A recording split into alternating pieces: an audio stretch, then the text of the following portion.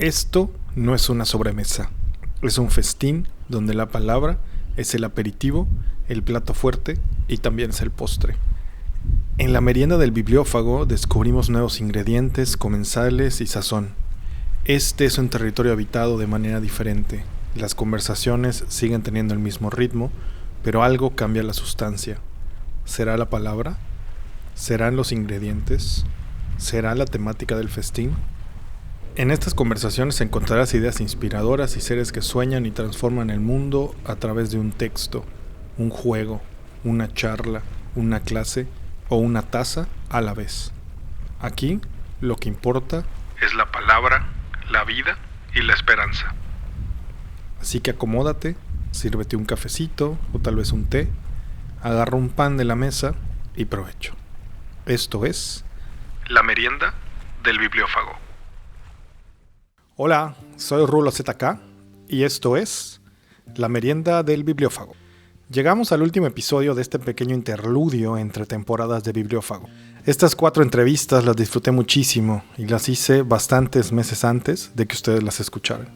Cuando las preparaba, me emocionaba pensar en que abrir el espacio de la merienda del bibliófago me ha dado la oportunidad de darle otra mirada a estas conversaciones que registro y que quiero compartir.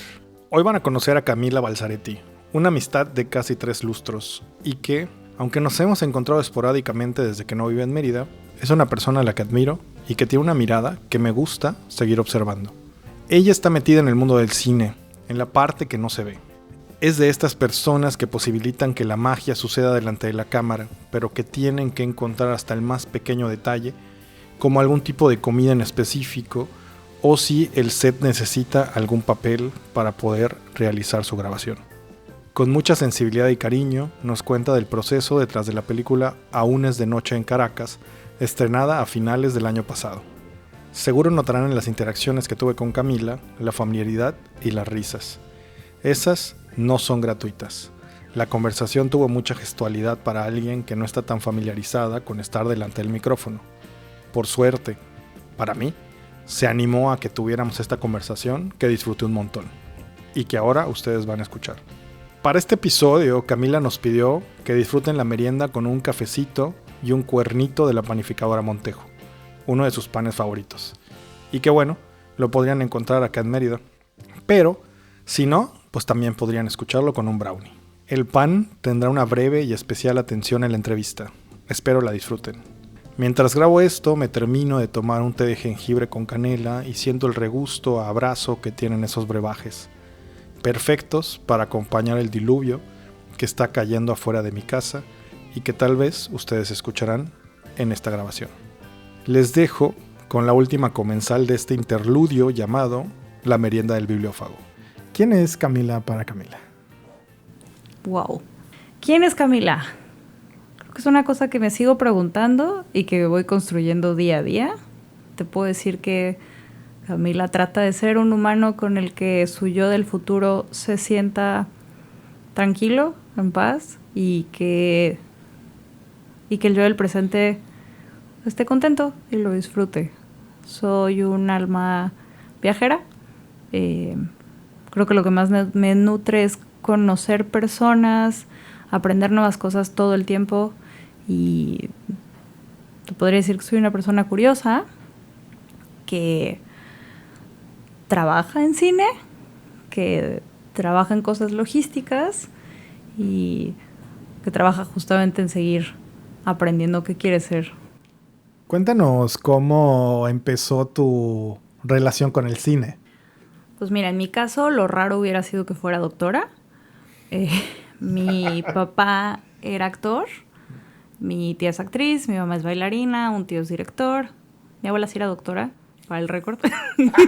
Y creo que me hubiera gustado hacerlo, soy lo suficientemente obsesiva para ello. Pero como que siempre el arte de alguna manera estuvo cerca de mí.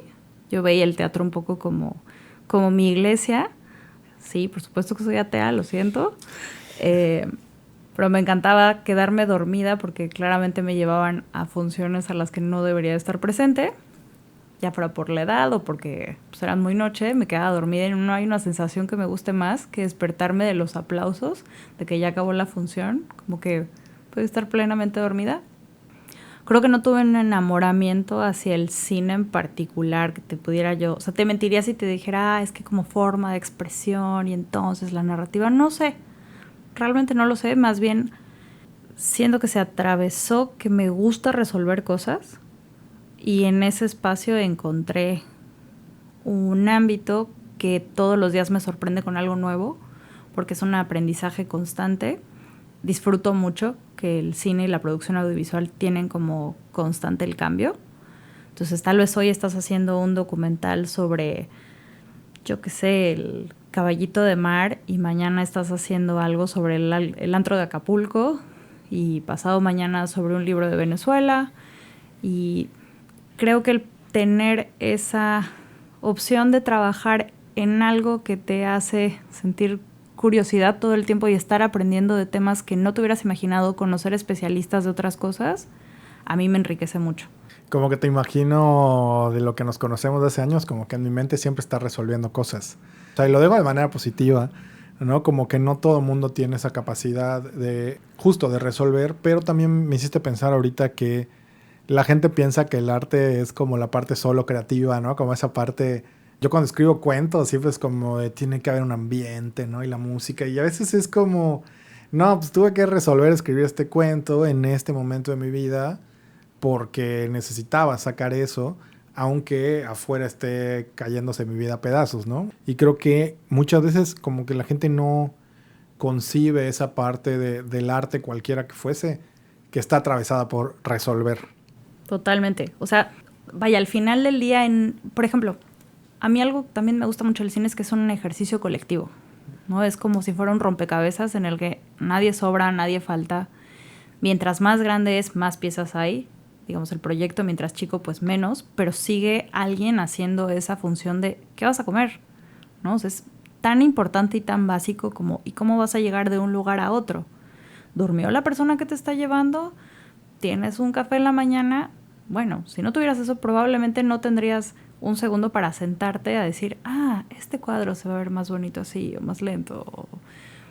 No, creo que justo esa parte del ejercicio colectivo, yo soy de ese lado que hace que encontremos cómo hacer funcionar esas ideas locas que tal vez yo no tengo esa creatividad de decir, venga, hagamos esta historia, pero voy a estar apoyando a que tengas ese sándwich para que puedas tener la energía de hacerlo, ¿no?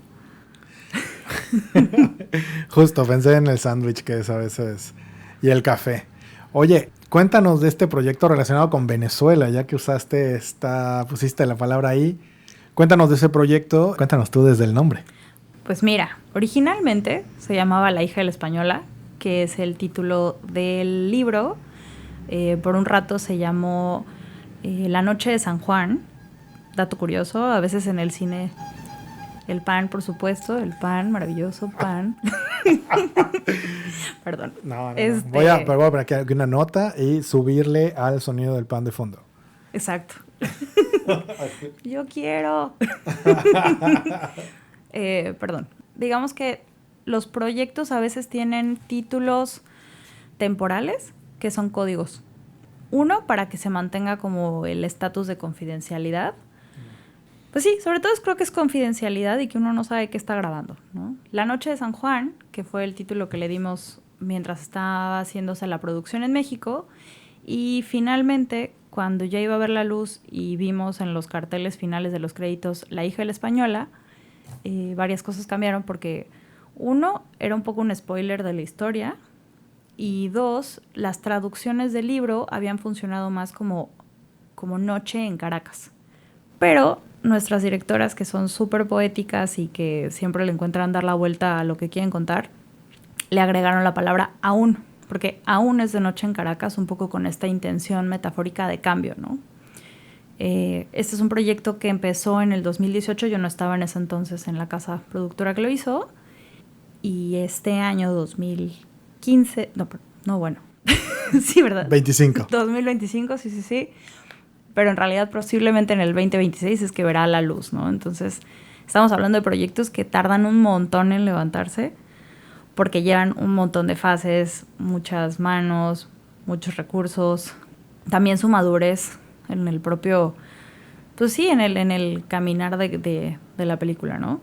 Básicamente narra la historia de Adelaida, que es una mujer que está pasando por un momento de crisis en su vida y está inmersa en el Caracazo. Entonces trata de escapar de Caracas y digamos que la acompañamos en 7, 8 días de su vida y descubrimos si sale, si no sale, si queda atrapada y cómo lo vive, básicamente. ¿Cuál crees tú que fue, no voy a decir el mayor reto, sino el que te causa más interés en el rol que tuviste que hacer de resolver cosas? Pues mira, para mí este proyecto en particular fue o es el primero en el que me dieron la oportunidad de ser coordinadora de producción como en algo mucho más formal y más grande. Yo había trabajado en comerciales, en algunas películas indies, pero con otros roles. Entonces, el que depositaran su confianza en mí, para mí ya era un reto, la verdad, porque si bien es algo que venía haciendo como asistente de coordinación, pues no me había tocado coordinar, ¿no? O sea, al final del día somos responsables tanto de la distribución de toda la información hacia todo el resto del crew. Te estoy hablando de 200 personas que tienen que saber a qué hora van a llegar el día de mañana a un lugar, en dónde, cómo, qué, dónde se van a quedar, si va a haber un movimiento de X o Y, si cambió una escena. También somos responsables de los contratos, de toda la parte de los seguros, porque al final del día, aunque es una industria pues bastante informal, tratamos de protegernos y proteger a todos los que estemos participando en el proceso, y eso implica un montón de papelería, ¿no? Estamos ahí hundidos en la burocracia. Yo pensé que no iba a saber nada de matemáticas y pregúntame cosas de contabilidad, las voy a saber. Soy una gran falsa abogada. El clearance, por ejemplo, que le dicen como la liberación de el permiso de uso de imágenes de, no sé, del piso del aeropuerto de Venezuela. Por supuesto que eso era un tema, ¿no? Entonces, ¿qué? Todo. O sea, y creo que también descubrir... O sea, creo que el mayor reto fue creer que sí se podía, o sea, que sí podía con el paquete y encontrar a las personas correctas que fueran mi equipo y mis aliados en hacerlo más allá, ¿no? Creo que no sé, acompañé la película desde los scoutings de las directoras hasta ahora que estamos empezando a ver la distribución. Yo no me imaginaba, pero para nada, que iba a haber festivales, pues sí, como esas otras fases que normalmente cuando haces producción solamente estás en el rodaje y te quedas corto de ver cuál es el siguiente transitar de la película. Y en esta en particular como que acompañé, pues eso, ¿no? El resto del proceso y me hizo ir descubriendo cada vez cosas nuevas, ¿no? Como que yo pensaba que ya estaba resuelto algo y entonces, pum, pum, pum, pum, la vida, ¿no? Pensaba también en esta parte en la que desde el trabajo que haces construyes un vínculo con el tema y con la película y con la obra. ¿Cómo es tu vínculo con esa obra venezolana, con esa obra que sucede en una cultura diferente a la tuya y que también tal vez es una historia de migración, que no sé qué tanto has estado cercana a eso? Yo creo que sí. Sí, la verdad es que creo que es una historia que viene hecha con mucho corazón y con una intención de bálsamo a quienes han vivido la migración desde un lugar. Vaya, el que migra generalmente no es porque quiere migrar. Entonces, al ser una situación en la que te ves, pues sí, que te ves, no quiero decir destinado, más bien ¿Obligado? Sí, forzado a ir. Siento que antes yo realmente no tenía tanta claridad del tema. Sigo teniendo mucho que aprender. Al final, como mexicana, yo solamente veía y escuchaba que habían muchos venezolanos fuera de su país, pero no lo dimensionaba y no lo entendía, ¿no? Creo que hubo Ahora como que mientras lo decías volví a pensar, uno de los retos fue ese, como realmente escuchar por qué habían cosas que eran importantes que a nosotros nos parecían irrelevantes y que para las directoras que tenían tan claro ese querer recordar, ese bálsamo, eran importantes, ¿no? Como hay una canción que les gustó un montón y que era muy importante para una escena que es Tonada de la Luna Llena, que un día despertaron y nos dijeron, ¡ay, estaría increíble que empiecen a chiflar esta canción y a tararearla! Y de ahí así entra creciendo la canción, ¿no? Okay. Y yo solo decía, fuck, ¿y los derechos? y si no nos alcanza, ¿no? Digo, al final sí lo tuvimos, pero en ese momento grabamos 2 veces, porque pues tienes que tener la opción de que funcione. Otra vez resolviendo, no tuvimos la idea creativa, pero es cómo hacemos que esto funcione, pues nos protegemos con 2 versiones, ¿no? Pero regresando, porque tiendo a desviarme, esta parte de aprender de lo venezolano creo que fue muy rico para todo el crew, y de decir, claro, ¿qué es lo que han vivido? ¿Qué es lo que yo creo desde mi falta de conocimiento del tema y cercanía? Y a veces poca empatía, siento, ¿no? Como que tenemos más empatía hacia el migrante mexicano que está en Estados Unidos, porque son los que sentimos cercanos, y no con los que están de Latinoamérica llegando a nuestro país, cuando nosotros también somos latinoamericanos, y es al final un espejo de lo que se está viviendo en nuestras zonas, y que tal vez no nos hemos detenido a preguntar qué está pasando, ¿no? Incluso nuestros extras eran venezolanos, porque justo el castinero de extras, las directs le dijeron, por favor, trata de contratar venezolanos para este proyecto. Para nosotras es muy importante. Y a la vez hay unas escenas de manifestaciones, ¿no? Y entonces ellas mismas, en esas escenas de manifestaciones, cuando de repente algunos chicos empezaron a quebrar y a querer llorar y a tener catarsis, dijeron, oh Dios, ¿en qué los metimos? Perdón, ¿no? Entonces tuvimos apoyo terapéutico en el set, porque era de contención y de momentos que muchos de ellos habían vivido o cercanamente o sus familias, y que estaban como regresando a revivir, pero que a la vez les decíamos, oye, pues no te preocupes, como no tienes que seguir aquí. Decían, no, es que sí quiero ser parte de esto, quiero contar esto, ¿no? Entonces creo que pasé de no saber nada a saber un poquito, o a al menos darme cuenta todo ese otro mundo que a veces no volteamos a ver. Al final la diáspora de venezolanos que están fuera de su país son más de 8 millones. Eso es un montón. Oye, Camila, para ir cerrando esta conversación, me gustaría preguntarte qué cambió de Camila tanto con este trabajo como con esta historia. ¿Qué sientes tú de ti que hay nuevo? Que como empezaste la entrevista diciendo que te gusta ser una mejor persona hacia el futuro, ¿qué le está dejando esta película a la Camila del futuro? Pues está descubriendo que hay otras fases del proceso que no tenía ni idea que tenía que considerar. Muchos amigos, muchas amistades y mucha gente que ahora estimo y que respeto y valoro un montón. Aprendizaje y cariño, básicamente. Esto es el postre. Cerrar este episodio tuvo sus retos. Decidí que para el final ustedes escuchen un fragmento de la entrevista donde Camila se anima a un espacio pedagógico que le propuse en la conversación. ¿Cuál es su chamba? Y en especial, ¿qué tantas cosas pueden hacer falta para que el cine suceda? También sentí una emoción de mi ser historiador.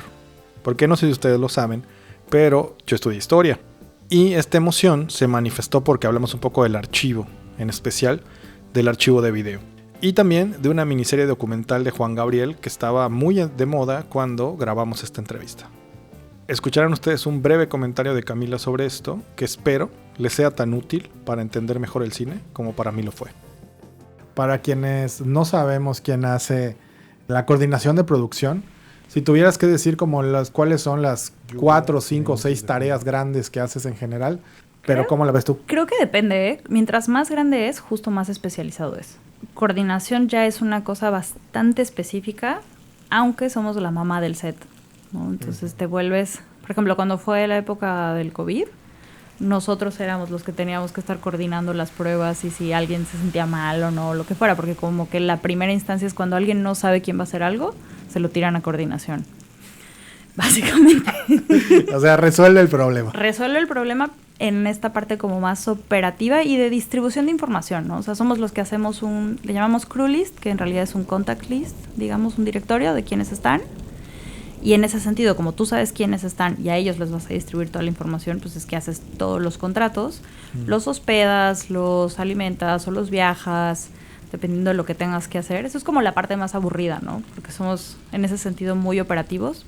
Por ejemplo, también nos encargamos de algo que se llama shipping, que es cuando haces partes aduanales, porque sí, señores, no solo sabemos de contabilidad, también sabemos hacer cosas aduanales. Sí. Digo, en nuestra pequeña medida, pero al menos ya tienes un brochazo de algo, ¿no? Que es lo que te decía, que justo me gusta que aprendes siempre algo nuevo, ¿no? Creo que es interesante como ponerlo en perspectiva porque probablemente todas las personas que escuchen esto alguna vez han visto una película, un documental, ¿no? Y que a veces pensamos que solo es que la persona actúe, ¿no? Digo, lo último que vi, porque es lo que está de moda en este momento que estamos grabando, es el documental de Juan Gabriel. Ajá. De Netflix, ¿no? Y como que de repente yo como historiador soy súper viajado con el tema del archivo. Y entonces nada más pensar cómo se ve volumétricamente 2000 cintas que dice que tenían, de no sé en cuántos formatos diversos, como historiador fue como, no, güey, clasificar eso es una locura. Es una locura. Por ejemplo, hay gente que se dedica a hacer material de archivos solo filmográfico.